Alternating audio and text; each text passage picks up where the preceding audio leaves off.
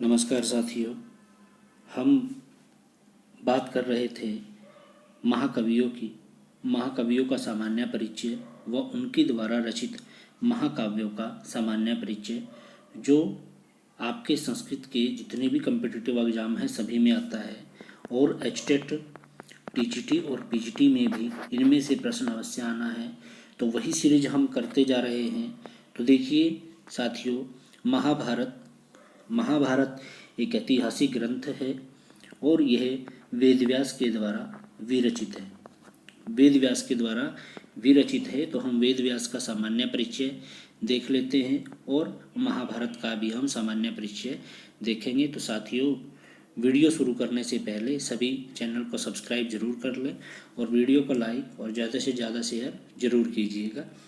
तो देखिए, महाभारत महर्षि वेदव्यास के द्वारा विरचित है और विश्व साहित्य का सबसे बड़ा ग्रंथ महाभारत है। विश्व का सबसे बड़ा साहित्य ग्रंथ कौन सा है? महाभारत है। और महाभारत किस तरह का ग्रंथ है? ऐतिहासिक ग्रंथ है। तो साथियों, प्रश्न बन जाता है कि ऐतिहासिक ग्रंथ कौन सा है? तो उनमें आपका रामायण भी दे सकता है ऑप्शन में, महाभारत भी दे सकता है या अन्य ग्रंथ भी कोई दे सकता है। तो इसका सही आंसर होगा ऐतिहासिक ग्रंथ कौन सा है? महाभारत है। और इसके अलावा जो महाभारत है, हमारे कितने वेद हैं? 4 वेद हैं। 4 वेदों के अलावा पंचम वेद की उपाधि किसको दी गई है? महाभारत को दी गई है। इसके पश्चात है कि रामायण से 4 गुना बड़ा कौन सा ग्रंथ है? तो वो महाभारत है। कौन सा है? महाभारत है। कितने गुना? 4 गुना। अब रामायण किसके द्वारा विरचित है? वाल्मीकि के द्वारा विरचित है। और वाल्मीकि द्वारा रचित रामायण में कितने हजार श्लोक हैं? 24,000 श्लोक हैं। और महाभारत में कितने हैं? 1,00,000 श्लोक हैं। तो अब 24,000 से ये कितने गुना हुआ? 4 गुना। 4 गुना बड़ा है। तो किससे 4 गुना बड़ा है? रामायण से। कौन सा? महाभारत, जो कि एक ऐतिहासिक ग्रंथ है।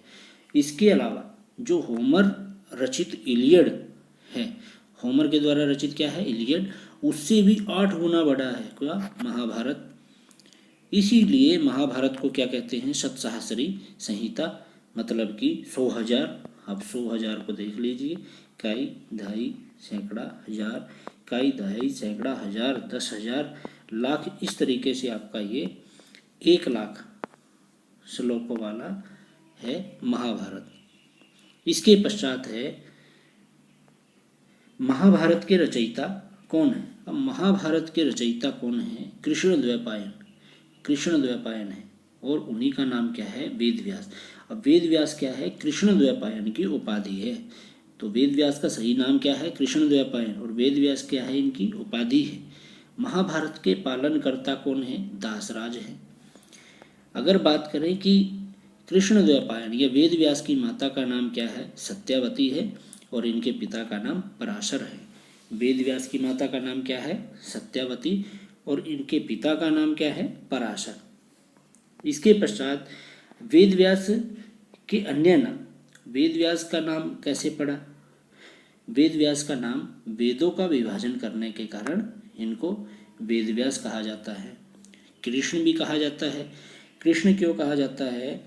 कृष्ण इसलिए कहा जाता है क्योंकि ये काले रंग के थे। काले रंग का होने के कारण इनको क्या कह देते हैं? कृष्ण कह देते हैं।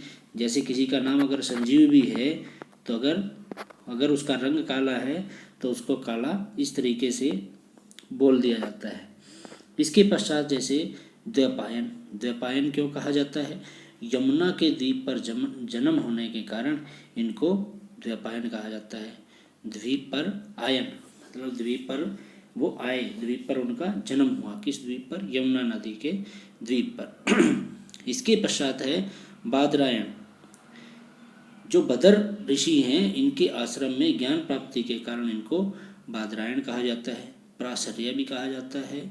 ये इसलिए कहा जाता है क्योंकि ये पराशर से उत्पन्न होने के कारण इनको पराशर्य कहा जाता है। पराशर इनके पिता थे। इसके पश्चात सत्यवती के अपर नाम। सत्यवती को भी अन्य नाम है मत्स्यगंधा, काली, सुगंधा। ये किसके अपर नाम है? अन्य नाम है सत्यावती के। सत्यावती के अन्य नाम क्या है? मत्स्यगंधा, काली और सुगंधा। अगर मंगलाचरण की बात करें कि महाभारत का मंगलाचरण क्या है? मंगलाचरण है नारायणं नमस्कृत्य नरम चैव नरोत्तमं देवीं सरस्वतीं व्यासं ततो जयम उदीरयेत। ये मंगलाचरण है आपका महाभारत का। पूछा भी जा सकता है कि ये मंगलाचरण देते और पूछ ले कि यह मंगलाचरण किसका है, तो किसका होगा? महाभारत का। इसके बाद है महाभारत का विकास क्रम। महाभारत कैसे रची गई?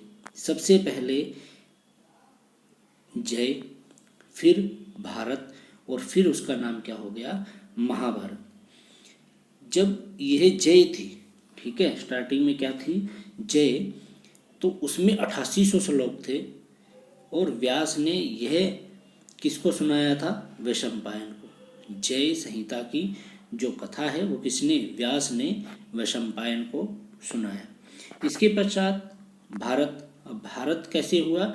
इसमें 24,000 श्लोक हैं और वैशंपायन ने इसको जन्मेजय को सुनाया। वैशंपायन ने किसको सुनाया? जन्मेजय को। इसके पश्चात है महाभारत। महाभारत में 1,00,000 श्लोक हैं। सौती ऋषि ने शौनकादि इत्यादि ऋषियों को इसको सुनाया, तो अंत में यह क्या कहलाया? महाभारत। और महाभारत में कितने श्लोक हैं? 1,00,000 श्लोक। और 1,00,000 श्लोक होने के कारण महाभारत को क्या कहा जाता है? शतसहस्री भी कहा जाता है। वेरी इंपॉर्टेंट प्रश्न है कि शतसहस्री संहिता किसको कहा जाता है? महाभारत को। कई रामायण पर टिक लगा देते हैं, रामायण नहीं आएगा, इसका आएगा आपका महाभारत। और महाभारत कितने वर्षों में लिखा गया था? महाभारत 3 वर्षों में लिखा गया था। कितने वर्षों में? 3 वर्षों में महाभारत को लिखा गया था। त्रिभिः वर्षे सदोत्थाय। अगर हम बात करें कि जो महाभारत का युद्ध हुआ था वो कितने दिन तक हुआ था? वो 18 दिन तक हुआ था। उन 18 दिनों में कौरवों के सेनापति कौन थे? अगर हम इसकी बात करें तो 18 के 18 दिन कोई भी एक सेनापति नहीं रहा, अलग अलग सेनापति थे। तो महाभारत का युद्ध कितने दिन हुआ? 18 दिन हुआ। देख लेते हैं। जो कौरवों के सेनापति थे, सबसे पहले भीष्म, जो 10 दिनों तक कौरवों की सेना के सेनापति रहे। फिर द्रोण बने, वो 5 दिन तक रहे। फिर कर्ण बने और कर्ण 2 दिन तक रहे सेनापति कौरवों के। फिर शल्य, और ये 1 दिन रहे। तो इस प्रकार से 18 दिन युद्ध चला। उस 18 दिनों में 10 दिन भीष्म, 5 दिन द्रोण, 2 दिन कर्ण और 1 दिन शल्य कौरवों की सेना के सेनापति रहे थे। इसके पश्चात पांडवों की सेना का सेनापति सिर्फ एक ही था, धृष्टद्युम्न। कौन था? धृष्टद्युम्न था। इसके बाद अगर हम बात करें कि महाभारत में कितने पर्व हैं? कितने पर्व हैं? 18 पर्व हैं। उन 18 पर्व के क्या नाम हैं? सबसे पहले आदि पर्व, सभा पर्व और वन पर्व। पहला क्या है? आदि पर्व, सभा पर्व दूसरा, तीसरा वन पर्व होगा। चौथा है विराट पर्व, फिर उद्योग पर्व, भीष्म पर्व, द्रोण पर्व, कर्ण पर्व, फिर शल्य पर्व, सौप्तिक पर्व, फिर स्त्री पर्व और शांति पर्व, अनुशासन पर्व। इसके पश्चात आश्वमेधिक पर्व, आश्रमवासिक पर्व, मौसल पर्व, महाप्रस्थानिक पर्व और सबसे अंतिम है स्वर्गारोहण पर्व। तो इस प्रकार से ये महाभारत के 18 पर्व हैं। इसके पश्चात शिव सहस्त्र नाम और विष्णु सहस्त्र नाम जो हैं ये अनुशासन पर्व से लिए गए हैं। ये कहाँ से लिए गए हैं? ये लिए गए हैं आपके अनुशासन पर्व से। इसके पश्चात है हंस गीता और पराशर गीता। महाभारत से कई तरह की गीताएं ली गई हैं, जैसे कि श्रीमद् भगवद गीता जो है, श्रीमद् भगवद गीता है, वह आपकी ली गई है भीष्म पर्व से। किस पर्व से? भीष्म पर्व से, भीष्म पर्व से यह ली गई है। इसी तरह से जो हंस गीता है और पराशर गीता है यह आपकी ली गई है शांति पर्व से। कहाँ से? शांति पर्व से। इसके पश्चात है ये आ गया आपका भगवद गीता। भगवद गीता भीष्म पर्व से ली गई है और 25 से 42वें अध्याय तक यह भगवद गीता दी हुई है। कहाँ से ली गई है? भीष्म पर्व से। भीष्म पर्व कहाँ पर है? महाभारत में है। महाभारत किसके द्वारा विरचित है? वेद व्यास के द्वारा विरचित है। वेद व्यास का सही नाम क्या है? कृष्ण द्वैपायन है। वेद व्यास के पिता का नाम क्या है? पराशर ऋषि है। इनकी माता का नाम क्या है? सत्यवती है। ठीक है, ये आपका एक रिवीजन हो गया, इसको याद रखो आप। इसके पश्चात है अनुगीता और ब्रह्म गीता, ये आश्वमेधिक पर्व से ली गई है।